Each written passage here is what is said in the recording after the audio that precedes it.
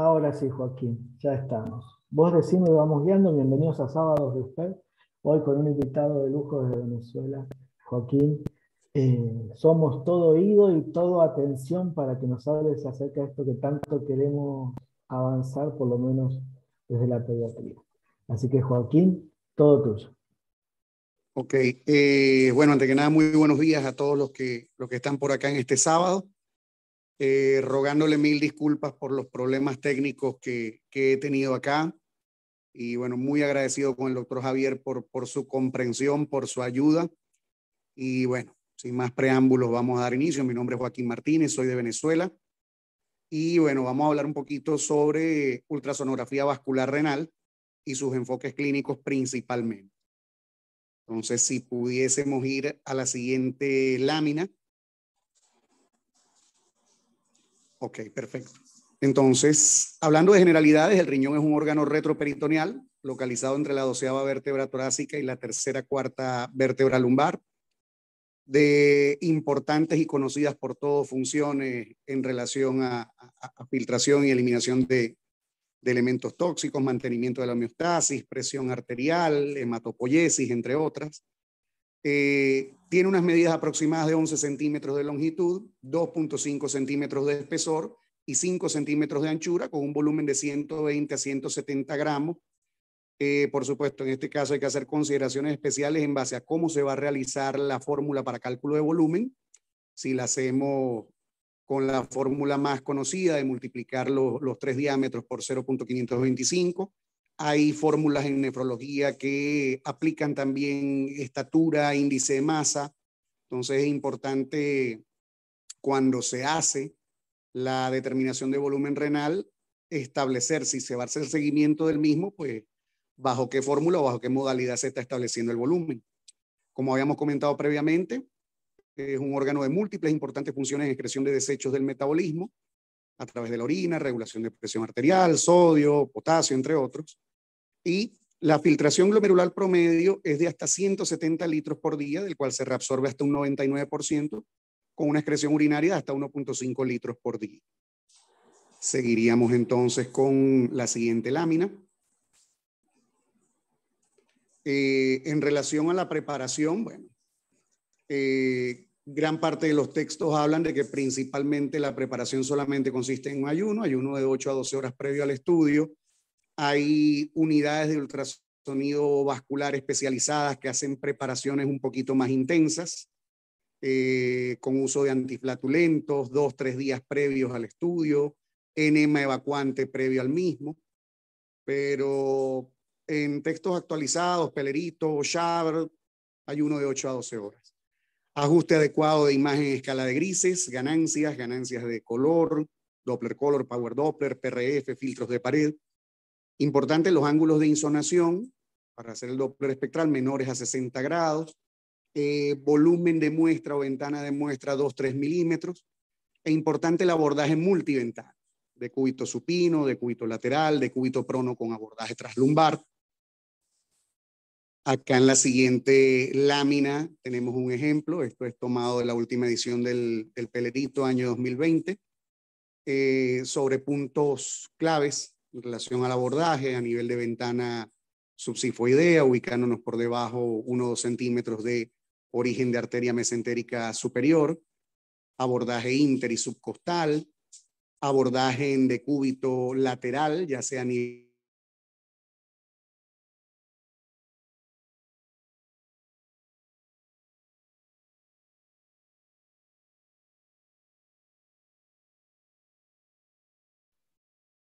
Joaquín, ¿cómo hemos estado de escuchar? Ahí está, ahí ha vuelto. No, no se preocupe, doctor. Aquí estamos resolviendo. Como comentábamos previamente, el abordaje principalmente debe adecuarse a la comodidad del operador y a la mejor obtención de imagen del mismo. Por eso señalamos estos múltiples puntos, en los cuales podemos tener acceso de insonación, arteria renal. Siempre la valoración de las arterias renales va a ser engorrosa por la interposición de artefactos néumicos intestinales, materia fecal, contenido intraluminal. Es por esto precisamente que se hace referencia en relación a puntos topográficos a nivel abdominal para mejor obtención de las mismas, que son las que se señalan a continuación, como habíamos comentado previamente, pues. Ventana subsifoidea, línea media abdominal, ventanas a nivel subcostal e intercostal a nivel de línea axilar anterior, en abordaje de decúbito lateral, línea axilar posterior, línea escapular lateral, línea medio escapular, y retomando, pues, tratar de hallar la comodidad y tratar de hallar la imagen más óptima a través de estos puntos o a través de este abordaje multiventana. Seguiríamos con la siguiente lámina entonces. Aquí tenemos unas breves referencias anatómicas del néter en cuanto a grandes vasos abdominales, ubicación de tronco celíaco, arteria mesentérica superior. Como comentábamos previamente, importante para hacer valoración de segmentos proximales de arteria renal, tomar como referencia la ubicación o el origen de las mismas de 1 a 2 centímetros por debajo del origen de la mesentérica superior. Seguiríamos entonces con siguiente lámina. Esto es, bueno, como habíamos señalado previamente, una revisión bastante corta y concisa de valoración vascular. Entonces, retomando entre los criterios ultrasonográficos de estenosis de arteria renal, teniendo ya en cuenta, como habíamos hablado, su referencia anatómica, tienen una longitud de 4 a 6 centímetros, 5 a 6 milímetros de diámetro. Tomar en cuenta la presencia de arterias renales accesorias y de arterias renales aberrantes. Si bien para la valoración clínica nosotros nos centramos principalmente en arterias renales, especialistas que trabajan en el tema de trasplante renal sí es de importancia el reporte de la localización de las mismas, de la inserción de las mismas, con la finalidad de tener mayor documentación en lo que al acto operatorio refiere. Seguimos entonces con siguiente lámina. Acá tenemos, por ejemplo, de artículos de revisión y de textos bastante recientes, criterios directos e indirectos de estenosis de arteria renal. Hablaríamos entonces, de acuerdo a la revisión de Al-Khatib, de la revista Radiográfica 2017, una publicación bastante reconocida en lo que el ámbito de la radiología refiere, las velocidades sistólicas máximas por encima de 200 centímetros sobre segundo, las relaciones reno-aórticas, tomando en cuenta velocidades sistólicas máximas de arteria aorta abdominal y de arterias renales, relaciones por encima de 3.5 a 1, la disminución o obliteración de señal intraluminal en los casos de oclusión y el aliasing o turbulencia unio multifocal en las mismas.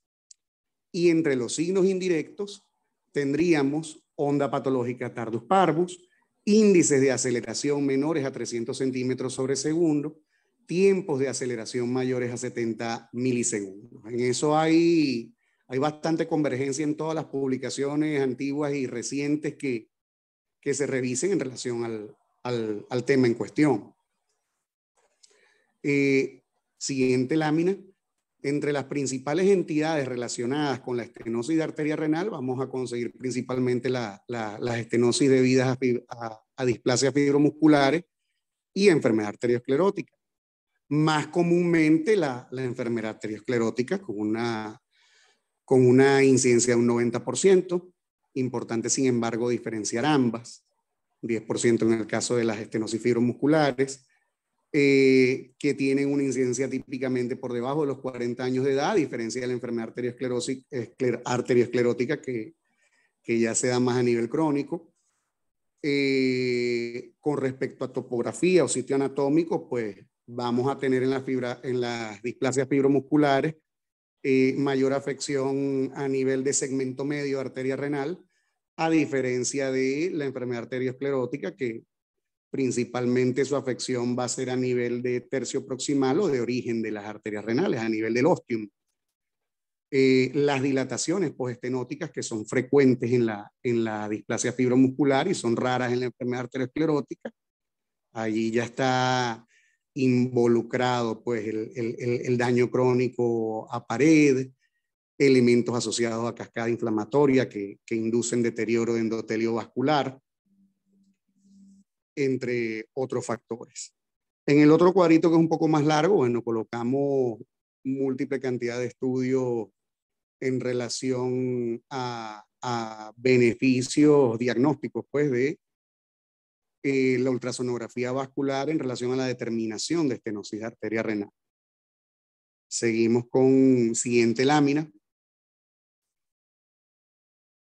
Acá tenemos imágenes que nos hablan en relación a lo que son signos directos e indirectos en ultrasonido de arteria renal. En la imagen que está en el extremo lateral derecho de la pantalla vemos un abordaje en segmento proximal. Se puede evidenciar un aliasing intraluminal. Podemos ver velocidades sistólicas máximas elevadas por encima de los 300 centímetros sobre segundo. Y en la imagen del otro extremo, que ya es en insonación de vasos intrarrenales, por supuesto, vamos a ver las repercusiones o signos indirectos. Vemos una onda con un índice de aceleración disminuido, con tiempos de aceleración elevados. Acá en este caso no se va a ver elevación de los índices de resistencia intrarrenales, a diferencia de el daño vascular intrínseco en enfermedad renal.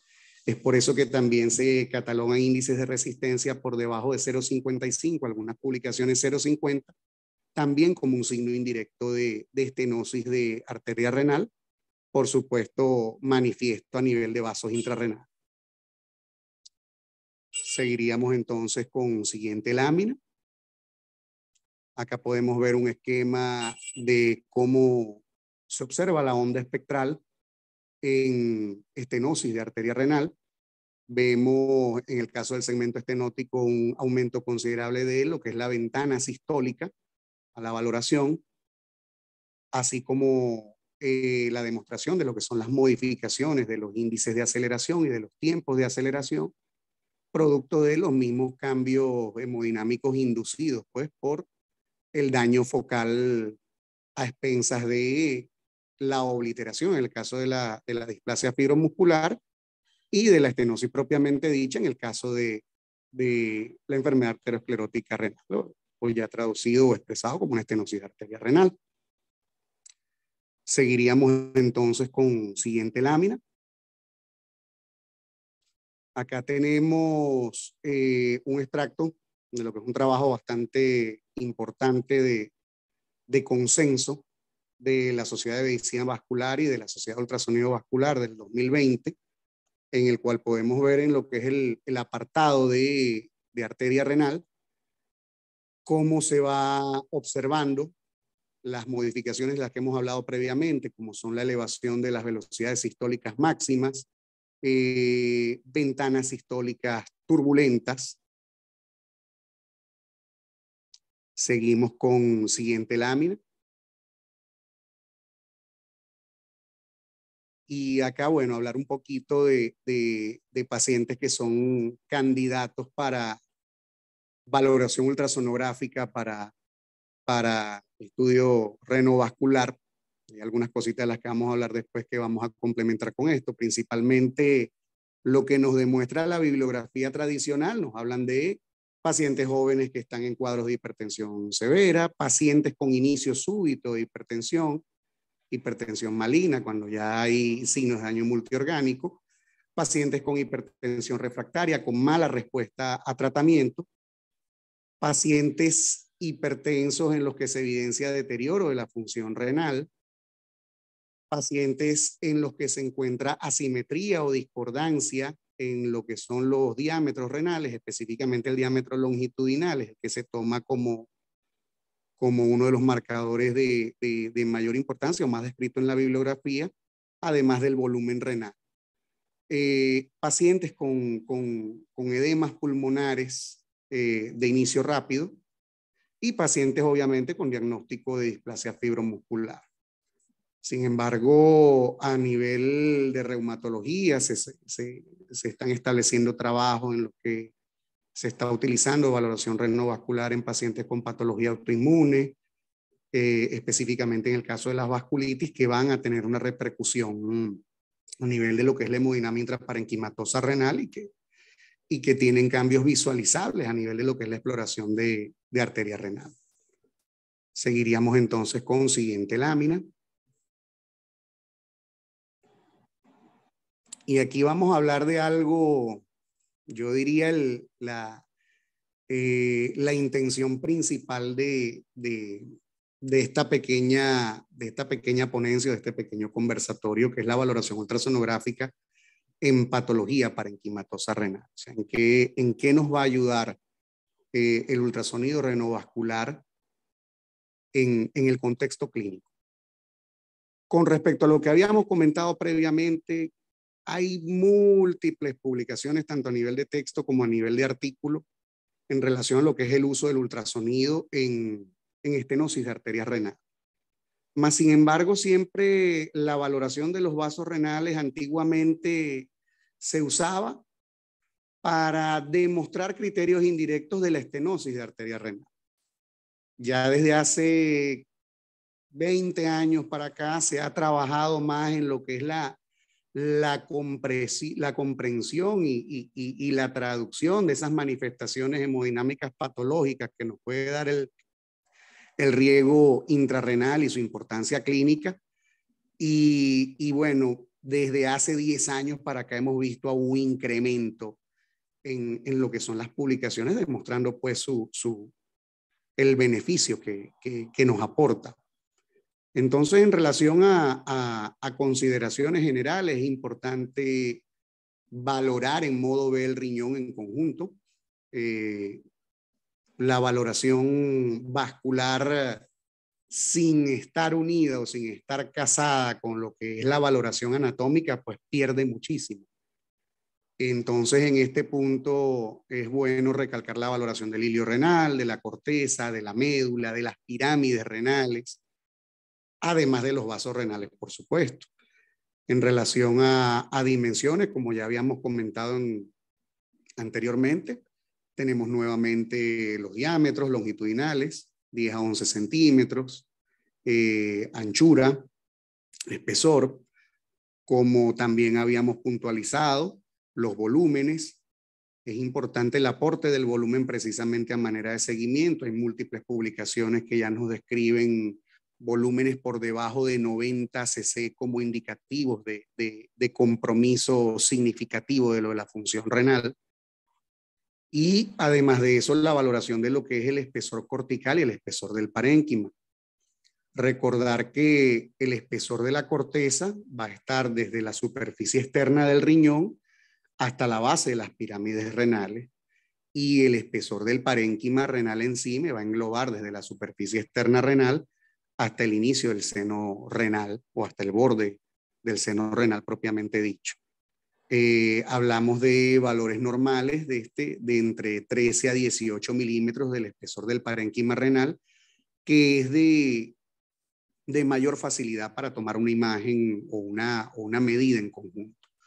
Muchas veces, dependiendo de la contextura del paciente, dependiendo también del equipo, no podemos divisar pirámides renales con mucha facilidad. Entonces es por esto que el espesor del parénquima renal nos da una medida de mayor consenso y de mayor facilidad pues a la hora de lo que es la valoración diaria y la utilidad práctica, la traducción de las mismas.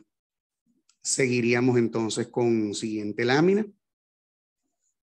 Acá tenemos un ejemplo de lo que es la relación anatomosonográfica, en la cual podemos ver de manera bien esquematizada todas esas diversas capas que nos interesan o todas esas diversas estructuras que nos interesan valorar a nivel de ultrasonido renal, como ya habíamos comentado, su cápsula, su corteza, las pirámides renales, el seno renal, la pelvis propiamente dicha. Seguiríamos entonces con siguiente lámina. Acá tenemos nuevamente imagen de las mismas. Acá podemos ver también lo que es la relación de cogenicidad entre hígado y lo que es parénquima de riñón derecho, vaso y parénquima de riñón izquierdo, que tiene importancia significativa en base a valoración en modo B para hablar de instauración de un proceso patológico propiamente dicho. Seguiríamos entonces con siguiente lámina.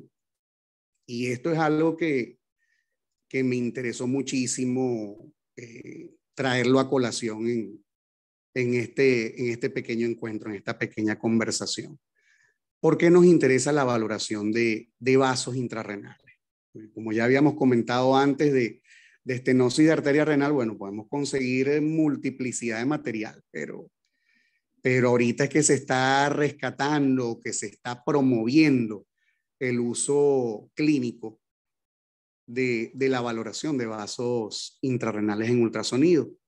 Y eso es simplemente por lo siguiente. Nosotros podemos ver en este esquema cómo los biomarcadores de mayor uso, por lo menos acá en mi país, lo que es la determinación de URI de creatinina sérica, depuración de creatinina en 24 horas, ya eso lo vamos a ver modificado o alterado ya cuando hay una disminución de lo que es la filtración glomerular. La idea principalmente o la intención es precisamente a nivel clínico que no lleguemos a un daño instaurado propiamente dicho. En base a esto, pues desde hace algunos 10 años para acá se ha venido tratando de nuevos biomarcadores como la cistatina C, interleuquina 18, entre otros que ya me hablan de daño renal previo a la instauración de una disminución de filtración glomerular. Y en este contexto el ultrasonido tiene una participación. Ya cuando se da el daño a la microvasculatura renal, ya cuando vemos alteración asociada a elementos de cascada inflamatoria por patologías de diversa índole, ya nosotros vemos expresión de dicho daño en lo que es el índice de resistencia de las arterias intraparenquimatosas renales, tomando como valor clásico referencias de 0.7 o más para hablar de un riñón en riesgo y en la medida que dicho valor se incremente de un daño ya establecido. Y precisamente la valoración de índice de resistencia de arterias intrarrenales tiene sensibilidad y especificidad para hablar de daño antes de la alteración de URI de creatinina sérica. Los biomarcadores con los que se trabaja actualmente o con los que más se han establecido estudios en bibliografía actual son de difícil disponibilidad, son de alto costo. Muchas veces se ve el uso de los mismos en trabajo principalmente en centros de investigación. Por lo menos en mi país es bastante difícil disponer de los mismos para hablar de daño, sobre todo a nivel de lo que es la lesión renal aguda, injuria renal aguda. En cambio, tenemos el ultrasonido, que es un medio bastante disponible, de bajo costo. Las arterias del parénquima renal son de fácil acceso. Es una curva de aprendizaje bastante rápida y es mucho lo que nos puede ofrecer en este tipo de casos con la finalidad de hacer un mayor y un mejor manejo del paciente antes de que haya una lesión de importancia a nivel de tejido renal. Seguimos entonces con siguiente lámina. Acá quería ponerles dos estudios en base a lo que hablábamos en la lámina anterior. Uno de los estudios de la revista Shock del año 2012, donde comparaban la utilidad y la sensibilidad de los índices de resistencia de arterias intrarrenales con cistatina C en pacientes con lesión renal aguda, con daño renal aguda. Si bien la cistatina C es uno de los nuevos biomarcadores que se utilizan con la finalidad de confirmar, de establecer pues daño, ya adquieren valores patológicos hasta en la primera fase de la lesión renal aguda, en base a clasificación CADIGO. Ya nosotros tenemos que en lesiones renales agudas, estadio 2 y estadio 3, el ultrasonido de vasos intrarrenales ya me da una elevación patológica de índices de resistencia, lo cual es bien importante. Todo esto como enfatizando, todo esto se da previo a elevación patológica de uricreatinina séricas. Acá tenemos otro trabajo de PLOS ONE que también nos habla de lo mismo, de los índices de resistencia intrarrenales como predictor temprano y discriminativo en lesión renal aguda en pacientes de cuidados críticos. Seguiríamos entonces con siguiente lámina. Esto lo que precisamente nos demuestra es la utilidad que tiene y que debe ser más tomado en cuenta lo que es la valoración de los vasos intrarrenales, no solo para reforzar el diagnóstico de una estenosis de arteria renal por criterios indirectos, sino que tiene un valor en sí, no como complemento de arteria renal. Retomando lo que es la valoración en modo B, cambios importantes para hablar de patología parenquimatosa renal o nefropatía parenquimatosa. Los cambios en el tamaño, como habíamos comentado, por lo general ya en patología crónica se observa disminución de los mismos asociados a atrofia del órgano por incremento de tejido fibroso, por los daños de la vasculatura arteriolar. Más sin embargo, en patología renal aguda, si bien en algunas entidades como la necrosis tubular aguda, la glomerulonefritis, puede haber aumento de los mismos, en la mayor parte de las veces los vamos a ver de normales dimensiones. El incremento de la ecogenicidad del parénquima renal, que se asocia directamente con infiltración, con aumento de la presión intrarrenal. Para esto vamos a tomar como elemento comparativo el hígado en el caso del riñón derecho, el vaso en el caso del riñón izquierdo. Recomendable tomar el vaso para lo que es determinación y comparación de ecogenicidad de parénquima renal en ambos, porque hay que tomar en cuenta la infiltración grasa a nivel de tejido hepático que nos puede llevar a comparaciones equívocas de relación. A nivel del vaso no vamos a tener este tipo de modificaciones. La pérdida de la diferenciación córtico-medular, las cicatrices renales y por supuesto ya como hemos hecho hincapié, los cambios en el flujo intraparenquimatoso renal. Seguimos entonces con siguiente lámina. Acá tenemos múltiples entidades en las cuales podemos ver la correlación clínica y sonográfica que nos sirven de aporte. Entre ellas la hidronefrosis, la glomerulonefritis aguda, las necrosis papilares, falla renal aguda, crónica, estenosis de arteria renal. Entonces, acá tenemos citados elementos por los cuales es importante la valoración integral del riñón, tanto en modo B como el estudio vascular. Y vamos a notar que en cada una de ellas pues, nos hablan de los puntos que ya habíamos comentado. Dimensiones, ecogenicidad, diferenciación córtico-medular. Proseguimos con siguiente imagen. Este es un trabajo bien importante del POCUS Journal de este mismo año, febrero del 2022, que nos hablan de ultrasonografía en injuria renal aguda, en lesión renal aguda, y las múltiples expresiones que tienen en modo B, que es de lo que hemos tratado anteriormente. Sé que tal vez se vea como repetitivo el hecho de hacer énfasis en lo que son las características anatomosonográficas del riñón, pero es que son de vital importancia y es por esto que las hemos traído a colación. Acá tenemos otras entidades descritas en el mismo trabajo. Siguiente lámina, por favor.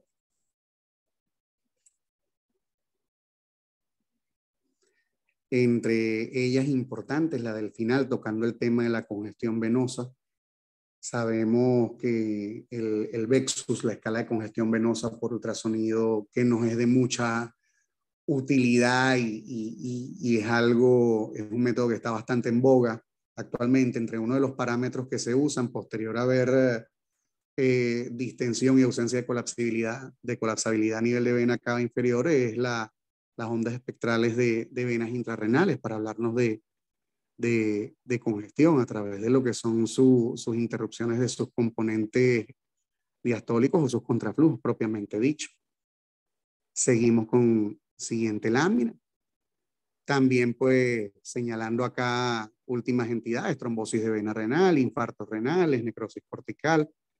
En lo que es la parte de infartos renales, siempre es bueno valorar la valoración de vasos intrarrenales que sean multipuntos.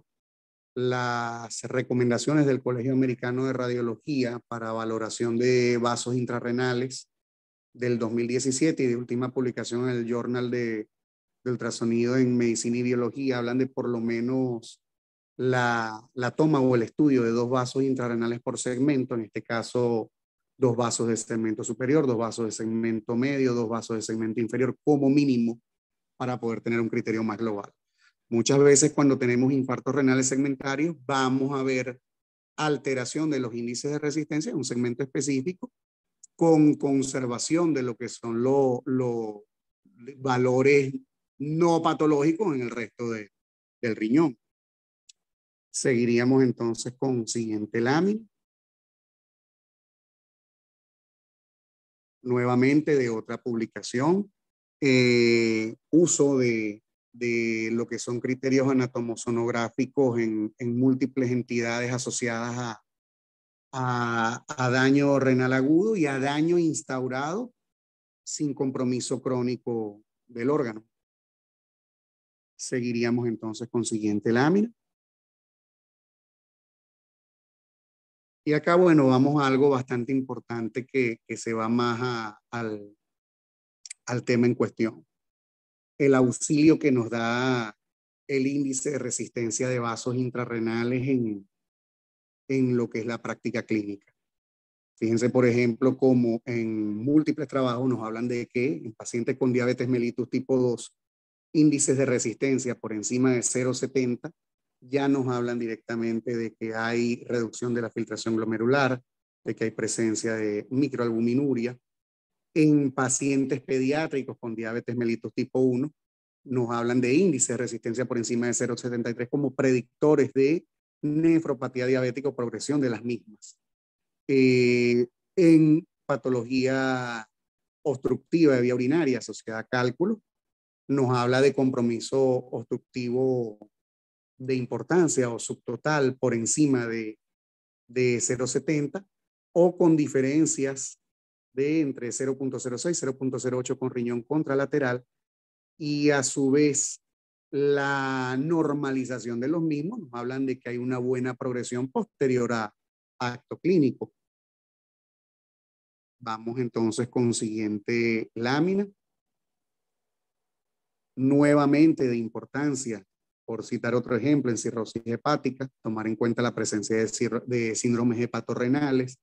Índices de resistencia por encima de 0,70 nos hablan de evolución de un paciente con falla hepática, síndrome hepatorrenal, de ascitis refractaria, en falla cardíaca o insuficiencia cardíaca, nos hablan de mal pronóstico, índice de resistencia por encima de 0,75, de igual manera en shock, politrauma. Entonces esto lo que nos demuestra es la gran utilidad, la gran herramienta que es el Doppler de vasos intrarrenales en el contexto de cualquier cantidad de patologías clínicas. ¿Cómo nos auxilia? ¿Cómo nos ayuda? Tanto para diagnóstico como para seguimiento.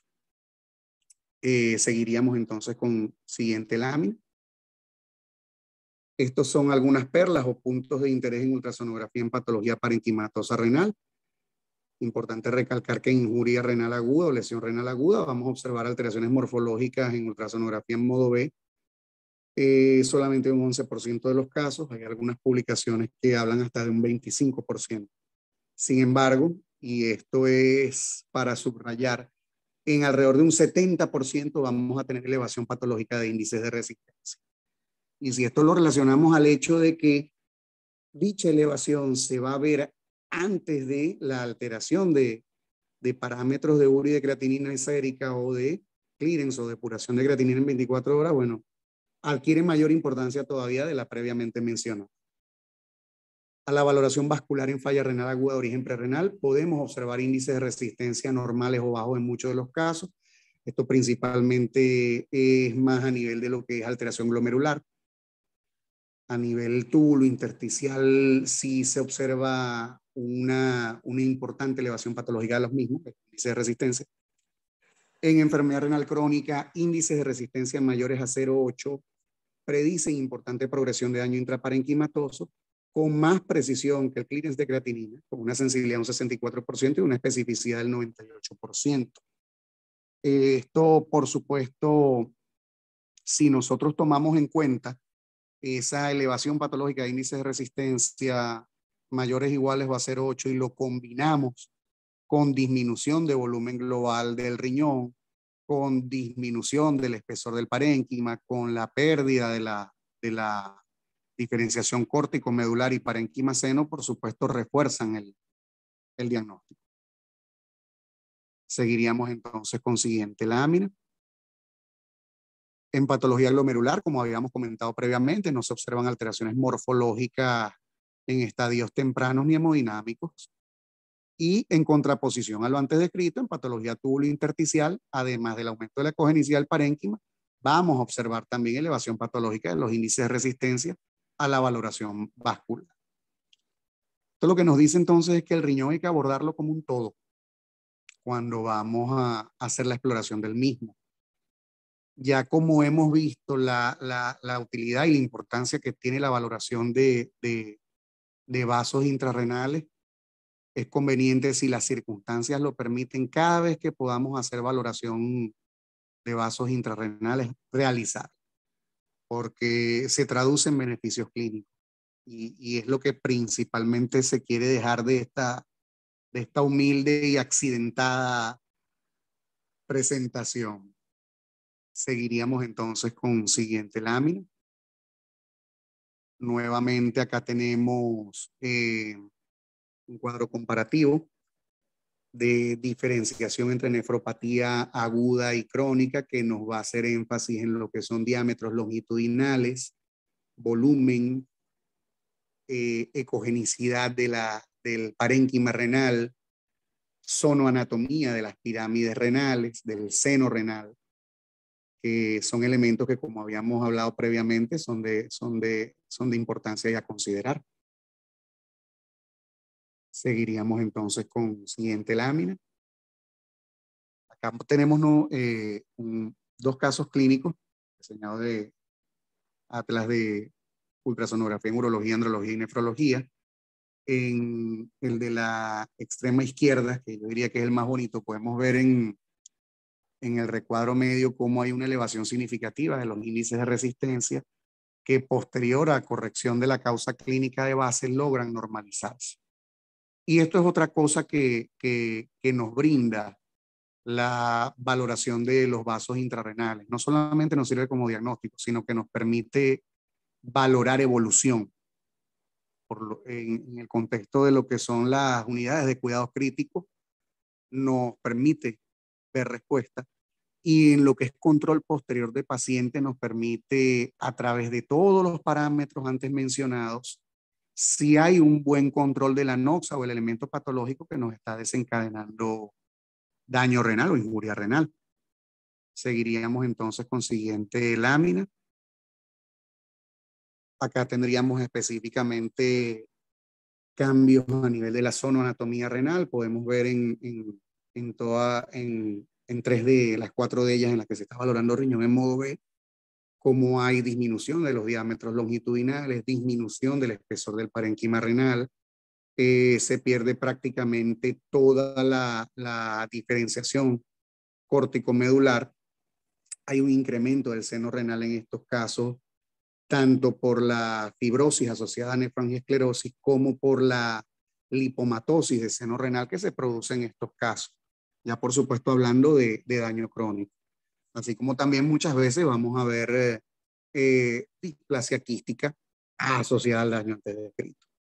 Y en lo que es la onda espectral, acá podemos ver unos índices de resistencia bastante elevados, una prolongación de los tiempos de aceleración con disminución de los índices de aceleración. Seguiríamos entonces con siguiente lámina.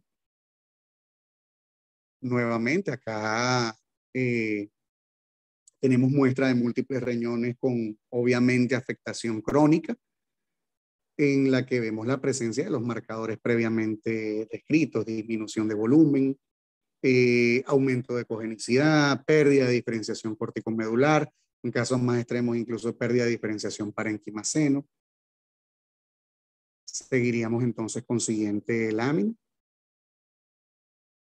Otro dato importante a rescatar en lo que es valoración de vasos intrarrenales, que si bien nos va a hablar de daño intrínseco a la microvasculatura, hay factores determinantes.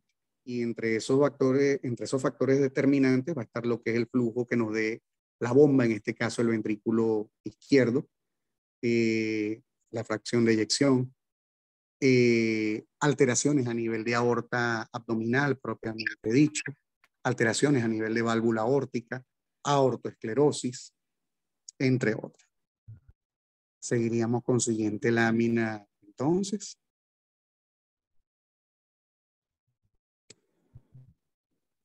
En la siguiente lámina pueden observar un diagrama de flujo sobre abordaje y manejo consecuente en relación a ultrasonido, en relación a riñones con incremento de la ecogenicidad del parénquima o normalidad de la misma. Bastante interesante. Seguiríamos entonces con siguiente lámina. Y acá podemos ver en lo que es el abordaje avanzado la cantidad de utilidades que tiene el POCUS, y en este caso específicamente lo que es la valoración renal o el POCUS renal. Si hay presencia o no de una obstrucción de vía urinaria que me esté dando la lesión renal aguda, si hay alteraciones corticales, y a su vez combinándolo con otros parámetros tales como vena cava inferior, vena suprahepática, vena porta. Me habla muchísimo de estado hemodinámico del paciente. Y esto va a importar tanto para el diagnóstico como para el manejo, con la finalidad de hacer reversión de daño a nivel renal. Fíjense que en todo lo expuesto hemos visto lo importante que es la valoración de vasos intrarrenales, no solamente por el contexto intrínseco del riñón, sino por la interacción que hay entre riñón y corazón, hígado, pulmón, y que por supuesto, al haber un agravamiento de la función renal, me va a descompensar todo esto. O sea, siempre va a haber asociación de disfunción multiorgánica. Seguiríamos entonces con siguiente lámina. Acá en la siguiente lámina tenemos múltiples parámetros que nos hablan no solamente de uso diagnóstico, de valoración de vasos intrarrenales, sino de control, tales como la revista Pulse, el Journal de Hipertensión, Journal de Nefrología.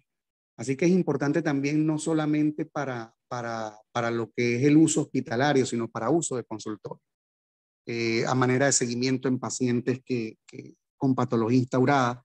Si nosotros estamos viendo una disminución gradual de volumen, de espesor de parénquima, estamos viendo incremento de vasos intrarrenales, incremento de los índices de resistencia, esto nos está hablando directamente de que lo que estamos haciendo a manera de arsenal clínico o terapéutico no está teniendo el efecto deseado, y que obviamente hay que reforzar, hacer cambios a los mismos.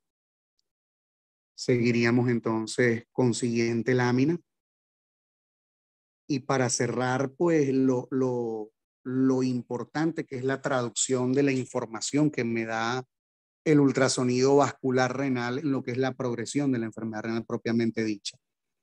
Como ya habíamos comentado antes sobre el uso y la equiparación de índices de resistencia de arterias intrarrenales con respecto al uso de nuevos biomarcadores para lesión renal aguda, tanto dichos biomarcadores como el Doppler de vasos intrarrenales tiene el mismo propósito: hacer un diagnóstico temprano con la finalidad de que el daño no avance. Y en caso tal de que ya tengamos un daño avanzado, un compromiso significativo de filtración glomerular a nivel renal, tratar de, a manera de monitoreo, ver cuál es la respuesta de la conducta terapéutica que estamos tomando con respecto a ese riñón, con la finalidad de limitar o ralentizar lo más posible el daño al mismo. Entonces, para cerrar, la siguiente lámina, esperemos que haya sido de su agrado esta pequeña revisión o este pequeño conversatorio de ultrasonido renal básico. Importante, y era lo que más se le quería dar énfasis en la charla, el uso que tienen los vasos intrarrenales en gran cantidad de patologías para abordaje no solamente agudo sino crónico. Los vasos intrarrenales, como también hemos hablado, son de fácil acceso, no son tan dependientes de equipo, no son tan dependientes de contextura del paciente. Entonces, es importante que nos llevemos esto a casa, que nos llevemos esto a nuestra práctica con la finalidad de empezar a hacer un uso cada vez mayor del mismo. Muchísimas gracias de verdad al doctor Javier Ponce por toda la colaboración, por la invitación, disculpándonos con ustedes por las fallas técnicas de mi parte con respecto a lo del internet en lo que la presentación refiere. Acá en Venezuela, pues, a veces las tenemos con nosotros, a veces no las tenemos con nosotros en lo que a conectividad refiere. Para cualquier cosa, acá están mis redes sociales, Twitter, Instagram, siempre a través de ellas estamos publicando artículos de interés, casitos que hayamos tenido en la consulta. Y bueno, nuevamente muy, muy, muy agradecido. Muchísimas gracias. Mira, voy a dejar un ratito más esto para tener el contacto, y ahí lo veo a Alfredo, que es nuestro faro en Vexus, aquí en USPED, y la verdad que ahí puse en el grupo algunas cosas para que vayamos repasando. Me parece que el Doppler renal nos pide a gritos que le prestemos más atención los intensivistas, me parece. Hay mucha información ahí que todavía no estamos aprovechando. Si alguno del grupo quiere hacer alguna pregunta por ahí, tenemos un ratito más.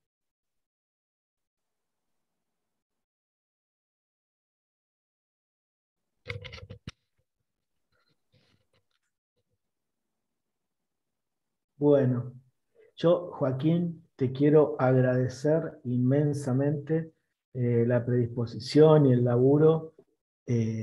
Ha sido terriblemente útil, en lo personal por lo menos, la charla. Voy a seguirte molestando para que participes con nosotros en estas reuniones, y de mi parte no mucho más. Que tengan un hermoso fin de semana y nos encontramos el sábado que viene en otro sábado de USPED Latinoamérica. De nuevo, gracias, Joaquín, y que todos la pasen muy lindo. Chau, Alfredo, que los veo por ahí, y nos encontramos luego. Adiós.